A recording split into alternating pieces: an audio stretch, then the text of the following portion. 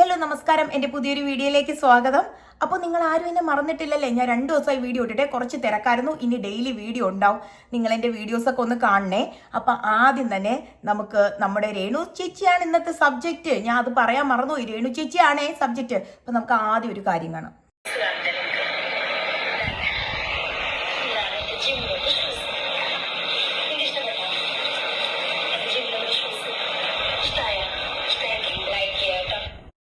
നിങ്ങൾ കണ്ട ഷൂ? എത്ര പേര് ഷൂ കണ്ടു? എന്നോട് കള്ളം പറയല്ലേ. നിങ്ങളെല്ലാവരും ഷൂ കണ്ടോ? നിങ്ങൾ ആരും ആ ഷൂ കണ്ടിട്ടില്ല എന്ന് എനിക്കറിയാം. ഈ ഒരു കാര്യം കാണുന്നവരാണെങ്കിൽ, ഈ ഒരു ഞാൻ വച്ച് തന്ന ആ ഒരു ഇത് കാണുന്നവരാണെങ്കിൽ ഷൂ കണ്ടിട്ടില്ല എന്ന് എനിക്കറിയാം. അതുകൊണ്ട് നമ്മളെപ്പോലുള്ളവരൊക്കെ ദേ ഇതുപോലത്തെ ഷൂ കാണിച്ചാൽ ഈ ഷൂ കാണാനേ ആൾക്കാരുള്ളൂ. ഇത് ജിമ്മിലിടുന്ന ഷൂ ആണ്, ഇത് റണ്ണിങ്ങിനൊക്കെ യൂസ് ചെയ്യുന്ന ഷൂ ആണ്. ഇതാണ് ആ ഷൂ. രേണുസുതി, നിങ്ങൾ കാണിച്ച ഷൂ മിക്കുള്ളവരും കണ്ടിട്ടില്ല. സോ ഒരു ഷൂ എടുത്ത് നമ്മൾ ഒരാളെ പരിചയപ്പെടുത്തുമ്പോൾ ഇങ്ങനെ അങ്ങോട്ട് കാണിക്കണം. 5 മിനിറ്റോ 2 മിനിറ്റോ നമ്മളെ മുഖം മറയും, അത്രേ ഉള്ളൂ കേട്ടോ. ഷൂ എല്ലാവരും കാണും. ഇങ്ങനെ ഇരുന്നാൽ ഷൂ കാണുമോ എന്നുള്ള കാര്യത്തിൽ എനിക്ക് ഒരു വിശ്വാസവും ഇല്ല. ഇനി അടുത്തത് നമുക്ക് വേറൊരു വീഡിയോ കാണാം. രേണു, നല്ല രസമുണ്ടല്ലോ ഈ കമ്മല്. ഇതേതാ, എവിടുന്ന് വാങ്ങിയാ? ഇതിനെ പറ്റി ഒന്നും പറയണ്ടേ ചേച്ചി? ഒരു ആൽബത്തിന്റെ ഒരു വിവാദം നടന്ന ഓർമ്മയുണ്ടോ? അതെ അതെ അതെ. ഓക്കെ, അപ്പം ആ വിവാദം നടന്നപ്പം ഒരു ബ്ലോഗർ വന്നിട്ട് പറഞ്ഞില്ലേ, രേണുസുതി ആ ഡയറക്ടറുടെ, അവരുടെ പേര് ഞാൻ പറയാൻ താല്പര്യം വെച്ച്, ഡയറക്ടറുടെ വൈഫിന്റെ ആഭരണം അടിച്ചുകൊണ്ട് പോയി. ഞാനൊന്നും അടിച്ചുകൊണ്ട് പോയിട്ടില്ല. ഇത് ബാഗിലായി പോയതാണ്. അവര് തന്നാണ്, ഇടാൻ വേണ്ടിട്ട് തന്ന കമ്മലാണ്. ഇത് താണ്ട കൂടി വന്നാൽ 40 രൂപ കാണും അല്ലേ? 40 രൂപ ഫാൻസി ഷോപ്പിൽ. ഇതാണ് കമ്മൽ, വിവാദപരമായിട്ടുള്ള കമ്മൽ. രേണുസുതി അടിച്ചുകൊണ്ട് വന്നെന്ന് പറയപ്പെടുന്ന കമ്മൽ. ഞാൻ ഒരു സോഡ കുപ്പിയുടെ അടപ്പ് പോലും ഇന്ന് വരെ ഒരു മനുഷ്യന്റെ നമ്മൾ കട്ടെടുത്തത് നമുക്ക് അങ്ങനെ അറിയത്തില്ല, നമുക്ക് താല്പര്യമില്ല. എൻ്റെ ഒരു ബെസ്റ്റ് ഫ്രണ്ട് ഉണ്ടായിരുന്നു, കോടീശ്വരിയായിരുന്നു. അവളുടെ വീട്ടിൽ അവര് രാഷ്ട്രീയക്കാരൊക്കെയാണ്, അവരുടെ പപ്പയാണേലും നല്ല കുടുംബമാണ്. അപ്പൊ അവരെന്നോട് പറയുന്നത് രേണുവിനെ മാത്രം രേണുവിനെയാണ് ഞങ്ങൾ വിശ്വാസമായിട്ട് ഞങ്ങളെ വീട്ടിൽ കയറ്റി. കാരണം ഇപ്പൊ അവിടെ ഒരു മോതിരോ എന്തെങ്കിലും അവിടെ കിടന്നാൽ തന്നെ അവൾ ഇതേ മമ്മി എന്ന് പറഞ്ഞു കൊടുക്കും. അല്ലെങ്കിൽ എന്തെങ്കിലും ഒരു പേപ്പർ, ഒരു തുണിക്കശം 1 രൂപ കിടന്ന് അവൾ എടുത്ത് തരും മമ്മി എന്ന്. ഞാൻ ആരുടെയും അങ്ങനെ മോഷ്ടിച്ചിട്ടില്ല. എനിക്ക് താല്പര്യം, ഞാൻ അങ്ങനത്തെ ഒരു വ്യക്തിയല്ല. ഞാൻ അത്രക്കാരി ചിരിക്കാതെ എന്ത് പറയാൻ. ആദ്യം തന്നെ ഒരു കാര്യം പറയാം. അന്ന് ആ വിപിൻ, ആ ഒരു സംവിധായകൻ വന്ന് പറഞ്ഞിട്ടുണ്ടായിരുന്നു ഭാര്യ വാങ്ങിച്ചു വെക്കുന്ന കമ്മൽ പെട്ടിയോട് എടുത്തോണ്ട് പോയി എന്നുള്ളത്. അതാണ്. പിന്നെ നീ മോട്ടിക്കില്ല, ശരി, മോഷ്ടാക്കളൊക്കെ ഇത് തന്നെ പറയണത്. മോട്ടിക്കടവരാരെങ്കിലും പറയോ? ഞാൻ രാത്രി 10 മണിക്ക് ആ അമ്പലം കുത്തി തുറന്നിട്ട് ഇത് എങ്ങനെ വന്നെന്ന് എനിക്കറിയത്തില്ല, അയ്യോ എൻ്റെ ബാഗിലോ എന്നേ പറയുള്ളൂ. ഈ ബസ്സിൽ വെച്ച ആൾക്കാരുടെ വല്ലത് മാല മോട്ടിക്കോ, അയ്യോ ഇതെങ്ങനെ എൻ്റെ ബാഗിൽ വന്ന്. അല്ലാതെ നിങ്ങൾ അവിടെ ഇങ്ങനെ ഫ്രണ്ടിൽ നോക്കിക്കൊണ്ടിരുന്ന സമയത്ത് ഞാൻ നിങ്ങളുടെ ബേക്കിലെ മാല നിങ്ങളറിയാതെ, നിങ്ങളും നിങ്ങളുടെ മനസാക്ഷി ഞാനും അറിയാതെ, ഈ ലോകം അറിയാതെ ഞാൻ അതിനെ പൊട്ടിച്ചെന്ന് പറയൂ. എന്ത് പറയാൻ ചേച്ചിയുടെ അടുത്ത്? ചേച്ചി ഒന്നാമത് കിളി പോയിരിക്കണം. ആ ചേച്ചിയുടെ അടുത്ത് എനിക്ക് പറയാനൊന്നുമില്ല. പിന്നെ നീ അത്രയ്ക്ക് അഭിമാനമുള്ളവളാണെങ്കിൽ നീ അതവിടെ എത്തിക്കും. നീ അയാൾ പറഞ്ഞ ദിവസം തന്നെ നീ ഈ കമ്മൽ കാണിച്ചിട്ട് പറയും, ഏതെങ്കിലും ഒരു പുളുവനെങ്കിലും കൊണ്ടുവന്ന് നിർത്തിയിട്ട് പറയും, ദേ ഇവൻ അയാളുമായിട്ട് സൗഹൃദമുണ്ട്, ഞാനുമായിട്ട് സൗഹൃദമുണ്ട്, ഞാൻ ഈ കമ്മൽ നേരെ അവരേൽ എത്തിക്കുന്നില്ല, ഇവന്റെ കയ്യിലോ ഇവളെ കയ്യിലോ ഞാൻ അത് കൊടുത്തു വിടുവാണ് എന്നും പറഞ്ഞ് നീ പറയും. നാണോ മാനോ ഇല്ല. അത് ആ കമ്മല് ചെവിയിലിട്ടിരിക്കുകയാണ് അവള്, കാതില്. ദേ ഞാൻ ആരാ കാര്യം, ഞാനിപ്പോൾ ഒരാളെ അടുത്തുനിന്ന് ഒരു കമ്മൽ മേടിച്ചുകൊണ്ട് വന്നു എന്ന് നിങ്ങൾ വിചാരിക്കും. അവർ കുറേ ഫ്രണ്ട്സിൻ്റെ അടുത്ത് പറയുകയാണ് കമ്മൽ, എടി ഞാനതിടോ, ഞാൻ അങ്ങനെ എൻ്റെ ഫ്രണ്ട്സ് എന്നെ അറിയിക്കുകയാണ്, എടി നീ ആ കമ്മൽ എടുത്തോണ്ട് വന്നു എന്ന് ചോദിച്ചാൽ ഞാൻ ആ കമ്മലിടോ? എവള് ഒരു നാണമില്ല. ആ കമ്മലും എടുത്തിട്ടിട്ട് ഊരിയിട്ട് 40 രൂപയുടെ കമ്മലെന്ന്. 40 രൂപയുടെ കമ്മല്, അതിന് വിലയില്ലേ? ഇനി 40 രൂപയുടെ കമ്മലാണെന്ന് നിനക്ക് വില വേണ്ട, എന്നാലും നീ അതിടോ? എൻ്റെ പൊന്നു രേണു, നിന്നെ കൊണ്ടേ പറ്റൂ. ഇനി അടുത്തത് എന്താ ഇപ്പൊ ആ കോടീശ്വരി വേദനിക്കുന്ന കോടീശ്വരി ആയിരിക്കും ഇവളുടെ കൂട്ടാണെന്ന് പറഞ്ഞതിന്. ഇനി ആ കോടീശ്വരി എന്താ മക്കളെ നിന്നെ രക്ഷപ്പെടുത്താത്തെ? ആ കോടീശ്വരി ഒരു കോൾ ചെയ്താൽ പോലെയായിരുന്നു. അവരെ വീട്ടിൽ തറയിൽ വീഴണ സ്വർണം നീ വാരി കൊടുക്കും. മറ്റേ നമ്മുടെ പത്മനാഭ സ്വാമി ക്ഷേത്രത്തിൽ പോലും കാണത്തില്ല നിലവറകളിൽ ഇത്രയും സ്വർണം, അവരെ വീട്ടിലല്ലേ ഉള്ളത്. അപ്പൊ ആ സ്വർണമൊക്കെ നീ ഇങ്ങനെ പറക്കിക്കൂട്ടി വാരി കൊടുക്കണം. നിനക്ക് ഒരു കാര്യസ്ഥയുടെ ജോലി പോലെ ഒന്നും അല്ലെങ്കിലും അവരെ വീട്ടിൽ അവിടെ ഇവിടെയൊക്കെ മോതിരം ഇരിക്കൂല, അതൊക്കെ എടുത്തു കൊടുക്കാൻ നിന്ന പാർട്ട് ടൈം ആയിട്ട് ജോലിക്ക് പോയിക്കൂടെ? എൻ്റെ പൊന്നേ, ഇതൊക്കെ കേട്ടിട്ട് എന്ത് പറയാൻ ചിരിക്കുകയല്ലാതെ. പിന്നെ ഒരു സോഡാ കുപ്പിയുടെ അടപ്പ് മാത്രം. നീ സോഡാ കുപ്പിയുടെ അടപ്പ് നിനക്ക് വേണ്ട, അതും വല്ല കമ്മലോ മോതിരോ ഒക്കെ ഇട്ടാൽ നീ ചിലപ്പോൾ അതും എടുക്കുമായിരിക്കും. ഒരു ജോലി അവർക്ക് തരാൻ പറഞ്ഞെങ്കിൽ ഇത്രയും പാടുണ്ടോ? നീ നാഴേക്ക് 40 വട്ടം പറയലോ റിയാക്ഷൻ വീഡിയോക്കാർ കൊണ്ട് താ, ചെലവിന് കൊണ്ട് താ, അവര് വീടെടുത്ത് താ, അവര് വീട് വിറ്റ് താന്ന്. നീതേ ഒരൊറ്റ ഫോൺ കോൾ. ഞാൻ നിങ്ങളുടെ വീട്ടിൽ നിന്ന് പലതും കണ്ടെടുത്തിട്ട് എടുത്തോണ്ട് പോവാതെ നിങ്ങൾക്ക് എടുത്ത് തന്നിട്ടുണ്ട്. എനിക്കൊരു ജോലി ആവശ്യമുണ്ടെന്ന് പറഞ്ഞാൽ അത്രയ്ക്ക് നന്ദിയില്ലാത്തവരാണോ ആ വേദനിക്കുന്ന കോടീശ്വരികൾ? ഇനി ഒരു ഭയങ്കര രാഷ്ട്രീയത്തിലൊക്കെ പിടിപാടുള്ള കോടീശ്വരിയാണ്, എന്തുമാത്രം ജോലി കിട്ടും? ഒരു കോളിന്റെ ആവശ്യമല്ലേ ഉണ്ടായിരുന്നുള്ളൂ രേണു. ഇങ്ങനെയൊക്കെ പറ്റിക്കണോ? എൻ്റെ മനസ്സിൽ തോന്നുന്നത് അവിടെ മെറ്റൽ ഡിറ്റക്ടർ കാണും. അത്ര വലിയ കോടീശ്വരിയല്ലേ, മെറ്റൽ ഡിറ്റക്ടറൊക്കെ കാണും. എവള് അവിടെ 3-4 പ്രാവശ്യം മറ്റേ കീന്നും പറഞ്ഞ് അടിച്ച് നിന്ന് കാണും. അതൊക്കെ തന്നെ ഇതുള്ളത്. പിന്നെ എന്തെങ്കിലുമൊക്കെ പറയണ്ടേ, അതുകൊണ്ട് പറയണതായിരിക്കും. മണ്ടത്തരങ്ങൾ പറഞ്ഞ് അവളെ കള്ളിയാക്കുന്നത് അവള് തന്നെയാണ്. നമുക്കതിൽ ഒരു പാടുമില്ല, ഒരു പങ്കുമില്ല. ഇനി അടുത്തത്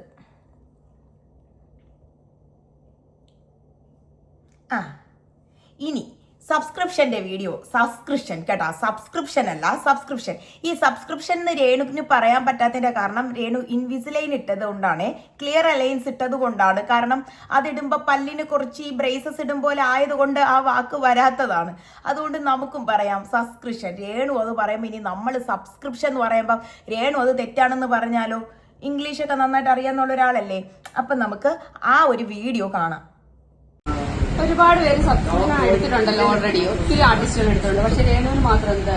രേണുവിന് മാത്രം എടുത്തപ്പോൾ പ്രശ്നമാണ് ചേച്ചി. കാരണം അങ്ങനെ വരത്തുള്ളൂ. കേരളത്തിലെ ഇപ്പോഴത്തെ ഒരു സിറ്റുവേഷൻ അനുസരിച്ച് അങ്ങനെ വരത്തുള്ളൂ. രേണുസുതിക്ക് ഒന്നും ചെയ്യാൻ പറ്റാത്ത അവസ്ഥയാണ്. ഒരുപാട് സെലിബ്രിറ്റികളും അല്ലെങ്കിൽ സാധാരണക്കാർ സബ്സ്ക്രിപ്ഷൻ എടുത്തിട്ടുണ്ട്, പക്ഷെ അങ്ങനെ വരത്തുള്ളൂ. രേണുസുതി സബ്സ്ക്രിപ്ഷൻ എടുക്കുമ്പോഴുള്ള പ്രശ്നം എന്തുകൊണ്ടാണെന്നും വേറെ ആരെങ്കിലും സബ്സ്ക്രിപ്ഷൻ എടുത്തുകൊണ്ടുള്ള പ്രശ്നം എങ്ങനെയാണെന്നും നമുക്കൊന്ന് നോക്കി കണ്ടാലോ? ഞാൻ വേറൊരാളുടെ സബ്സ്ക്രിപ്ഷൻ കാണിച്ചു തരാവേ. നമുക്ക് ഇൻസ്റ്റഗ്രാമിൽ കൂടി ഒന്ന് ഡാൻസ് പഠിച്ചു നോക്കിയാലോ? നിങ്ങളുടെ സൗകര്യത്തിന് എപ്പോ വേണമെങ്കിലും നിങ്ങളുടെ മൈൻഡ് റെഡിയാണ്, നിങ്ങളുടെ ബോഡി റെഡി ആണെങ്കിൽ all you have to do is എന്റെ അമ്മയുടെ ഇൻസ്റ്റാഗ്രാം അക്കൗണ്ടിൽ സബ്സ്ക്രിപ്ഷൻ ഉണ്ട്. Just subscribe to her account.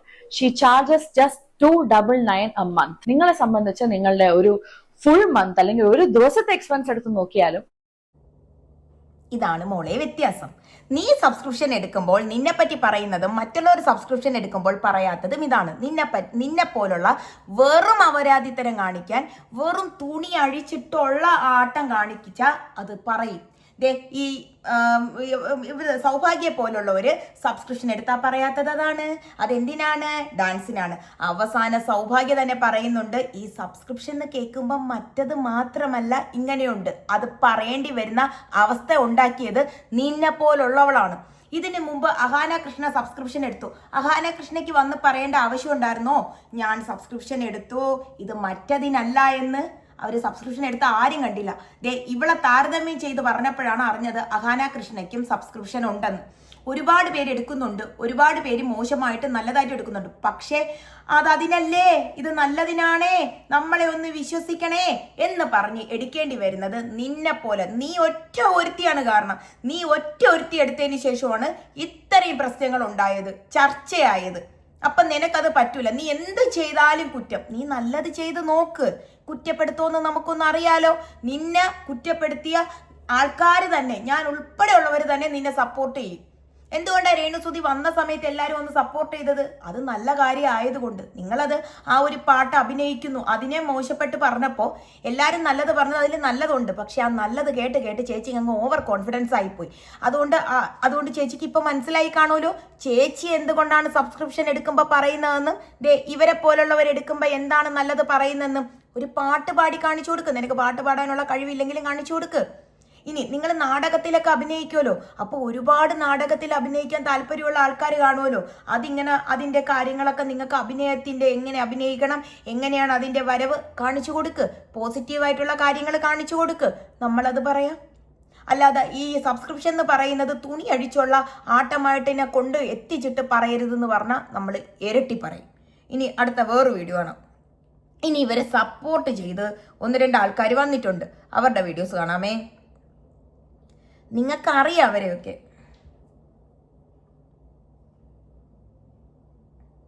അതാണ് കുറച്ചുകൂടി നല്ലത്. അതല്ലാതെ ഇത്രയും പോർഷൻ കാണിച്ച് കുറച്ച് ലിപ്സ്റ്റിക് ഇട്ടുകൊണ്ട് ആരെയാണ് എന്തും വിളിച്ചു പറയാമെന്നുള്ള ആ ഒരു അതൊക്കെ കഴിഞ്ഞു. ഞാൻ ഇവരെ വീഡിയോ വെച്ചത് ഈ പറയുന്ന കാര്യങ്ങളല്ല. ഇത് പറയുന്നത് ഷെഫീന ബീവി ചേച്ചിയാണ്. പുള്ളിക്കാരി ഇത്ര ഭാഗം കാണിച്ച് ലിപ്സ്റ്റിക്ക് ഇട്ടുകൊണ്ടിരുന്ന കാര്യങ്ങൾ പറയുന്നു എന്നുള്ളതാണ്. അപ്പം ഞാൻ ആലോചിച്ചു, അതെന്താ അങ്ങനെ പറയാൻ പാടില്ലേ? കാരണം ഇവരൊക്കെയാണോ തീരുമാനിക്കുന്നത് എങ്ങനെ ഇരുന്ന് പറയണമെന്ന്? അപ്പോഴെനിക്ക് മനസ്സിലായി ഗൈസ്, ഇവരൊക്കെ തന്നെയാണ് തീരുമാനിക്കുന്നത്. ഈ ചേച്ചി ചെയ്യുന്ന രീതിയിൽ, അല്ലെങ്കിൽ ഈ ചേച്ചി ഇരിക്കുന്ന രീതിയിൽ, അല്ലെങ്കിൽ ഈ ചേച്ചി കിടക്കുന്ന രീതിയിൽ, അല്ലെങ്കിൽ ഈ ചേച്ചി നിൽക്കുന്ന രീതിയിൽ ഒക്കെ മാത്രമേ നമുക്ക് ആരെയും എന്തും വിളിച്ച് പറയാൻ പറ്റൂ. അതിന്റെ 1-2 കാര്യങ്ങൾ ഞാൻ കാണിച്ചു തരാം. അവസാനിപ്പിക്കില്ല, കഴിയുന്നവരെ ഇട്ടോണ്ടിരിക്കും. അങ്ങനെ കുറച്ച് കഴിഞ്ഞ ശേഷം ഹളയെ പോയി കിട്ടാൻ നോക്കിയിരിക്കുന്നു. പോയപ്പോൾ ഞങ്ങൾ ചെന്നിരുന്നു. മാമ ഇങ്ങനെ കുഴി കുത്തിയിട്ട് ഇവിടെ മമ്മക്ക് വരുമ്പോൾ ഞങ്ങൾ പുറത്ത് മാറി ഇങ്ങനെ മാറ്റി മാറ്റി വരുമ്പോൾ ഈ പെൺപിള്ള പറഞ്ഞ, ഈ പെൺപിള്ളയല്ല, ഈ ആരോ പറഞ്ഞ ഈ ഒരു വിഷയത്തെ പറ്റി പറയാനല്ല ഇരിക്കുന്നത്. കണ്ടോ കാണണം. അങ്ങനെയൊക്കെ ഇരുന്നാൽ നമുക്ക് എന്തെങ്കിലുമൊക്കെ വിളിച്ചു പറയാം, എന്തും വിളിച്ചു പറയാം. പക്ഷേ നമ്മൾ ഇത്ര ഭാഗം കാണിച്ച് ലിപ്സ്റ്റിക് ഇട്ട് പറയുന്നതിന് പരിധിയുണ്ട്. 1-2 പിക്സും കൂടി ഞാൻ ഇവിടെ കൊടുക്കാം. ഇങ്ങനെയൊക്കെ ഇരുന്നാൽ നമുക്ക് ആരെക്കുറിച്ചും എന്തും വിളിച്ചു പറയും. ഇപ്പം ലേറ്റസ്റ്റ് ആയിട്ട് ഞാനൊരു കല്യാണം കണ്ട്, ഞാൻ ചെറുക്കനെ കാത്തു നിന്ന് ഈ ചേച്ചിയെ കല്യാണം കഴിക്കണ ചെറുക്കനെ കാണാൻ. പക്ഷെ മജീഷ്യനാണ് കല്യാണം കഴിച്ചതെന്ന് തോന്നുന്നു. കാര്യം അപ്രത്യക്ഷമായി കല്യാണ ചെറുക്കനെ കാണത്തില്ല, മജീഷ്യനാണ് കല്യാണം കഴിച്ചത് കേട്ടോ. കാരണം വാനിഷായി പോയെന്നാണ് എനിക്ക് തോന്നുന്നത്. ഒറ്റയ്ക്കൊക്കെ കല്യാണം കഴിച്ചുകൊണ്ട് പോണു. ഒരു കണക്കിന് അതൊക്കെ തന്നെ നല്ലത്. ഇനി ഒരു നല്ല നദിയുടെ പേരിട്ട് അഴുക്ക് ചാലിന്റെ സ്വഭാവം കാണിക്കുന്ന ഒരു ചേച്ചിയുണ്ട്, നമുക്ക് കാണാം. എനിക്കിഷ്ടം, ആള് നല്ല സ്ട്രോങ് ആയി ചെയ്യുന്നുണ്ട്. ഇത്രയും നെഗറ്റീവ് കമന്റ്സ് ഒക്കെ വന്നിട്ട് കൂടിയും അതൊന്നും ഏശുന്നില്ല, ആളിന് ഏശുന്നില്ല. എന്തായാലും ചിലപ്പോ അതൊക്കെ കേട്ടിട്ട് ആൾക്കാർ തളർന്നു പോകും, പക്ഷെ ആള് തളരുന്നില്ല, ആൾ കട്ടക്ക് പിടിച്ചിരിക്കുന്നുണ്ട്. ചേച്ചിയെ മനസ്സിലായില്ലേ? നല്ല പരിപാവനമായ ഒരു നദിയുടെ പേരും ഇട്ടിട്ട്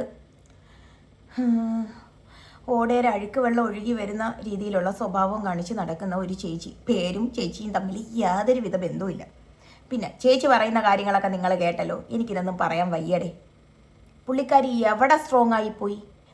ഞാനിപ്പോൾ വേറൊരു വീഡിയോ, ഞാൻ ആ വീഡിയോ വെക്കുന്നില്ല. നമ്മുടെ ശാരിക ചേച്ചി ബിഗ് ബോസിൽ എന്തൊക്കെയോ ഉണ്ടാക്കാൻ പോകുമെന്ന് പറഞ്ഞിട്ട് തിരിച്ച് 12-13 ദിവസമായിട്ട് എടുത്ത് ചാടി തിരിച്ചു വന്ന ആ ചേച്ചി പറയുന്നുണ്ട്, ഷെഫീന ചേച്ചി തോറ്റുപോയി, രേണു ജയിച്ചു. ഷെഫീന ചേച്ചി ഇപ്പോൾ കുറച്ച് ഇതായിരുന്നത്. ഒരു കാര്യം ഞാൻ പറയാം, പുലി പതുങ്ങുന്നത് ഒളിക്കാനല്ല കുതിക്കാനാണ്. അങ്ങനെ എന്തോ ഒരു ഡയലോഗില്ലേ? ആ ഡയലോഗാണ് എനിക്ക് ഓർമ്മ. നിങ്ങൾക്ക് ആ ഡയലോഗിൽ ഞാൻ പറഞ്ഞ ഭാഗത്ത് എന്തെങ്കിലും തെറ്റുണ്ടെങ്കിൽ ദയവ് ചെയ്ത് നിങ്ങൾ തിരുത്തുക കേട്ടോ. ആ ചേച്ചിയെ പ്രകോപിപ്പിക്കരുത്. ആദ്യം നമുക്ക് ഈ ചേച്ചിയുടെ കാര്യത്തിലേക്ക് കടക്കാം. എനിക്ക് തോന്നുന്നേയില്ല രേണു സ്ട്രോങ് ആയി പോയിന്ന്. രേണു വീണത് എവിടാന്ന് ചോദിച്ചാൽ കിച്ചു വന്ന് പറഞ്ഞ സമയം മുതൽ രേണുവിന്റെ, ഞാൻ അന്നത്തെ എൻ്റെ വീഡിയോയിൽ പറഞ്ഞിരുന്നു, രേണു എന്ന് പറയുന്ന വൻമരത്തിന് നല്ല ഒരു ആട്ടം വെച്ചു. അവിടം തൊട്ട് രേണു ഇങ്ങനെ ആടി നിൽക്കുകയാണ്. കാരണം പുള്ളിക്കാരിക്ക് അവിടം തൊട്ടാണ് പുള്ളിക്കാരുടെ പോയി. ഒന്നുകിൽ ആ കുട്ടിക്ക് ഒരുപാട് കാര്യങ്ങൾ അറിയായിരിക്കും. ഇതുപോലുള്ള ഈ കള്ളക്കടത്ത് കേസ്, സ്വർണം ബാഗേജിലാക്കി കൊണ്ടുവന്ന ആ ഒരു സ്വർണം ഇങ്ങോട്ട് കൊണ്ടുവന്ന കേസുകളൊക്കെ കുറിച്ച് എന്തെങ്കിലുമൊക്കെ അറിയായിരിക്കും. അവന് അതിൻ്റെ ഒരു ഭാഗം ആവാതിരിക്കാനും അവനെ അതിലൊക്കെ വലിച്ചഴയ്ക്കാനും വേണ്ടിയിട്ടായിരിക്കാം അവൻ പ്ലാൻ ചെയ്ത് പറഞ്ഞതെന്ന് എനിക്കിപ്പോൾ തോന്നുന്നുണ്ട്. പിന്നെ ഒരു കാര്യം മനസ്സിലാക്കുക, രേണുവിൻ്റെ ചുറ്റാകം നിൽക്കണ വെറും ഒരു നാണോ മാനോ ഉളുപ്പും വിവരോ പൊക്കണോ ഇല്ലാത്ത ആൾക്കാരല്ല ആ കിച്ചുവിൻ്റെ കൂടെ നിൽക്കുന്നത്. അവന് കാര്യങ്ങൾ പറഞ്ഞു കൊടുക്കുന്നത് കുറച്ച് വിവരമുള്ളവരാവും. എല്ലാവരുടെ ചുറ്റും നിങ്ങളെപ്പോലുള്ളവരായിരിക്കില്ലല്ലോ. അതുകൊണ്ടാണ് ആ കുട്ടി വന്ന് പറഞ്ഞ് രക്ഷപ്പെട്ടു പോയതാണ്. ബ്രില്യൻറ്റ് പ്ലേ ആണ് ആ കുട്ടി നടത്തിയത്. എനിക്കിപ്പോൾ തോന്നുന്നുണ്ട് അങ്ങനെയാണെന്ന്. ഇനി രണ്ടാമത്, രേണു എന്താ മിണ്ടാത്തെ? ഞാൻ ആ ചീത്ത വിളിയൊന്നും വെക്കുന്നില്ല. എന്തിനും ചീത്ത വിളിയാണ്. ഒരു ഉറുമ്പ് കടിക്കാൻ വന്നു, ഉറുമ്പിനെ ചീത്ത വിളിക്കുന്നു. അതുപോലെ തന്നെ കഴിഞ്ഞ ദിവസം ഏതോ ഒരു ചേട്ട ഇങ്ങ് വാ എന്ന് പറഞ്ഞ് ചേട്ടന് ഉയരേ വീട്ടിൽ തൈരുണ്ടോ എന്നൊക്കെ ചോദിക്കുന്ന ഞാൻ കേട്ട്. ഞാൻ അതൊന്നും വെക്കാത്തതിന്റെ കാരണം അവളെ സ്വഭാവം അതാണ്. അവള് പണ്ട് നാൾ മുതലേ ചീത്ത വിളിയായിരിക്കും. പക്ഷെ ഈ ഒരു ലൈം ലൈറ്റിലൊക്കെ വന്നപ്പോൾ ഒന്ന് ഉള്ളിൽ അവൾ അത് ഒതുക്കിയതാണ്. പക്ഷെ അതിന്റെ ആ ഒരു ആ ഒരു ചീത്ത വിളിയും കൂടെ എക്സ്പോസ് ആയപ്പോൾ പിന്നെ ഇനി നോക്കാൻ വയ്യ, നോക്കേണ്ട കാര്യമില്ല. അതുകൊണ്ട് വിളിക്കുന്നതാണ്. രണ്ട്, എല്ലാ ഫ്രസ്ട്രേഷനും തീർക്കുന്നതാണ്. അവൾ ചീത്ത വിളിക്കാത്ത ഒരാളാണെങ്കിൽ ചീത്ത വിളിക്കില്ല. ഇനി ഒരു പൊതുസ്ഥലത്ത് ചീത്ത വിളിക്കാത്ത ഒരാളാണെങ്കിൽ ഒരിക്കലും അവരെ വയലിൽ ചീത്ത വരില്ല. അഥവാ ചീത്ത വന്നാലും ഞാൻ കൂടുതൽ പറയുന്നില്ല എന്നും പറഞ്ഞ് മാറിപ്പോവും. ചീത്ത വിളിക്കുന്ന ക്യാരക്ടർ തന്നെയാണ്. അപ്പം എന്ത് മിണ്ടാത്തേ? എല്ലാ ഇതുപോലുള്ള കാര്യങ്ങൾക്കും വന്നിരുന്ന് പറയാൻ അവൾക്ക് എന്താ പറയാൻ അറിയത്തില്ലേ? ഇതിനൊന്നും ഉത്തരം നല്ലവണ്ണം രേണുസുധീരെ ബേക്കിൽ കിടന്ന് കളിക്കുന്ന ആൾക്കാരുണ്ട്. രേണുവിനെ ഒരു എന്താ പറയുക ഒരു ഉപകരണം മാത്രം ആക്കി ചിലപ്പോൾ ചെയ്യുന്ന ആൾക്കാർ കാണും. ഞാൻ അവരുടെ മാനേജറിനെ പറ്റിയൊന്നും പറയുന്നില്ല. കാര്യം ഇനിയും തെളിവുകൾ വരട്ടെ. മാനേജർ മറ്റേ ഷെഫീനത്തെ വിളിച്ചു എന്ന് പറഞ്ഞു. എന്തിനു വിളിക്കണം? അവരെ ഭാഗത്ത് അവരെന്ത് പറഞ്ഞാലും അവർക്കത് അവരിൽ ഒരു ഭാഗമേ അവർ ആ ഒരു കാര്യത്തിൽ ഇല്ലെങ്കിൽ അവരത് വിളിക്കേണ്ട കാര്യങ്ങളില്ല. സത്യമായിട്ടും ഇത് ഇതിന് ഭയങ്കരമായിട്ടുള്ള രീതികളുണ്ട്. ഇവരൊരു കൂട്ടുകാരിയുണ്ട് സജിന, കിടന്ന് കളിക്കുന്നത് മറ്റേ ബുദ്ധി ഉണ്ടെന്നും പറഞ്ഞ് പേടിച്ചാ കുടുങ്ങും. ഒരു ഇതും വേണ്ട. ഇനി അതൊക്കെ ഡിലീറ്റ് ചെയ്ത് പോയാൽ പലരിലും എൻ്റെ വരെ അതിൻ്റെ സ്ക്രീൻഷോട്ട് ഉണ്ട് എടുത്തു വെച്ചത്. ഈ ഒരു ബന്ധത്തിൽ ഇല്ലാതെ മര്യാദയ്ക്ക് പോകണതിന് പകരം ഉണ്ടെന്നും പറഞ്ഞ് കയറുമ്പം ഒന്നാമത് അവർക്ക് ബുദ്ധിയില്ല. കാര്യം അവർ ഒരു ബന്ധമില്ലാത്ത രേണുസൂതി എന്തൊക്കെ പറഞ്ഞ് പള്ളിയിൽ അച്ഛൻ അവർക്കെതിരെ കേസ് കൊടുത്തു. രണ്ടാമത്തെ കാര്യം ആ നെക്സിയോൺ പയ്യനെ പറഞ്ഞ് അതിനെ എന്തൊക്കെയോ ഒത്തുതീർപ്പാക്കി വിട്ട് ഇപ്പോഴും അവർ വേറെ എന്തൊക്കെയോ ഇത് കാണിക്കുകയാണ്. അവർക്ക് അങ്ങനെ നിൽക്കാനായിട്ട് നന്നായിട്ട് കുടുങ്ങും.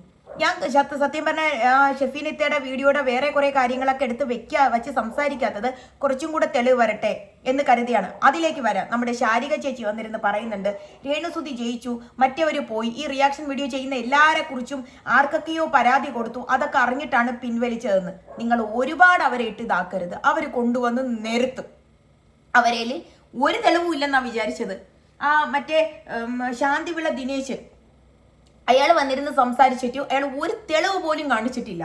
പക്ഷേ ഈ ഷെഫീന ചേച്ചി എന്ന് പറഞ്ഞാൽ ഇതുപോലെ കാണിക്കുന്നുണ്ട്. അവര് മണ്ടിയാണോ? അവർക്ക് അറിയില്ലേ അവരിതൊക്കെ കള്ള തെളിവ് വെച്ച് പറഞ്ഞാൽ അവർ കുടുങ്ങുമെന്ന് അവർക്ക് അത്രയ്ക്ക് അറിയില്ലേ എന്ന് അവർ കാണിക്കൂ. അപ്പൊ അവർക്കും അറിയാം ഇനിയും തെളിവുകൾ കാണും, ഇനിയും ഇഷ്ടം പോലെ ഉണ്ടെന്ന് പറയുന്നു. അവരിപ്പൊ പിന്മാറിയതാണ്. ഇതിന്റെ പോക്ക് എങ്ങനെയാണെന്ന് അറിയാൻ ആ ചേച്ചി ഇതുപോലെ പ്രകോപിപ്പിച്ച് അവര് തോറ്റു അല്ലെങ്കിൽ അവര് ഇങ്ങനെ ആയി എന്ന് പറയുമ്പോൾ അവരെല്ലാം കൂടെ എടുത്ത് പുറത്തിടും. ആ ചേച്ചി അങ്ങനെയാണ്. കാരണം അവര് ഇപ്പൊ ഞാൻ തന്നെ ഇത്രയും കൊണ്ടുവന്നിട്ട് എവള് തോറ്റെന്ന് പറഞ്ഞാൽ ഇന്നാ പിടി നമ്മളത് കാണിക്കും.